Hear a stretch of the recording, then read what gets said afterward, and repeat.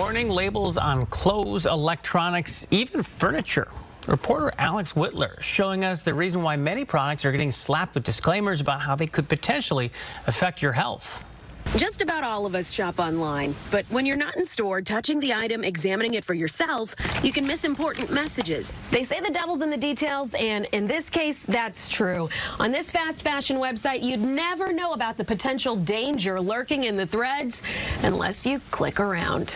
If you were a curious customer, you'd see the caution label that clearly states, warning, cancer or reproductive harm. There has been a lot of evidence showing that some preservatives and some personal care products have been linked to primarily reproductive and endocrine-related outcomes.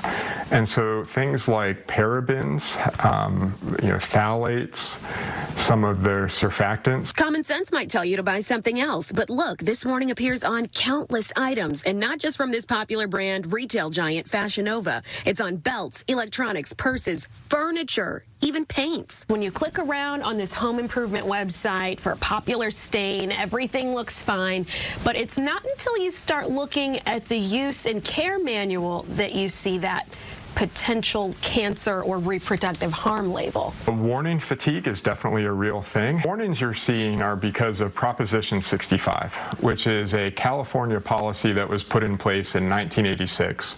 And this was a policy that was voted on by the residents of California. The labels exist because of that California policy, but it means a company must report if they discharge chemicals that are on the Proposition 65 list. There are no definitive conclusions, just cautionary warnings. Consider this one similar to how studies have found black plastic on cooking utensils or food packaging could cause harm. We all joke that clothing just isn't what it used to be, and that maybe it's all plastic.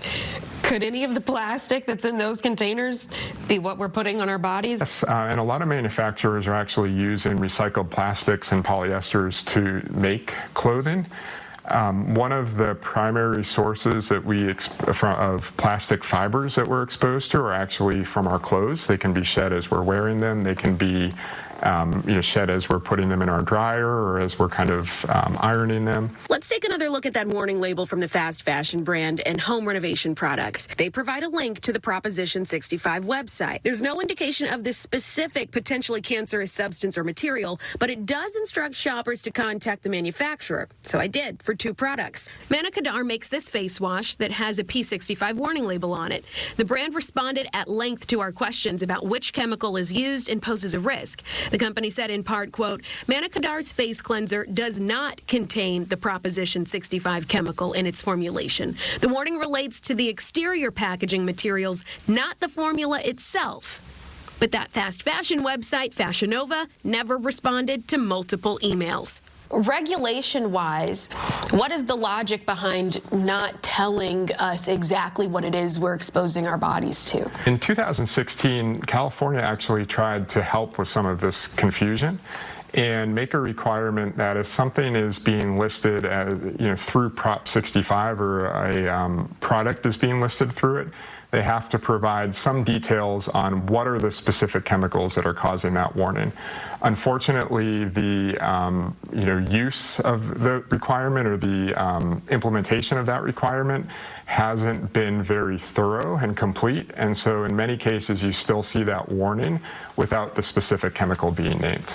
Bottom line, this warning could be for the product, it could be about the packaging for the product, but as a consumer, no brand is going to inform you about a cancer risk better than you can inform yourself.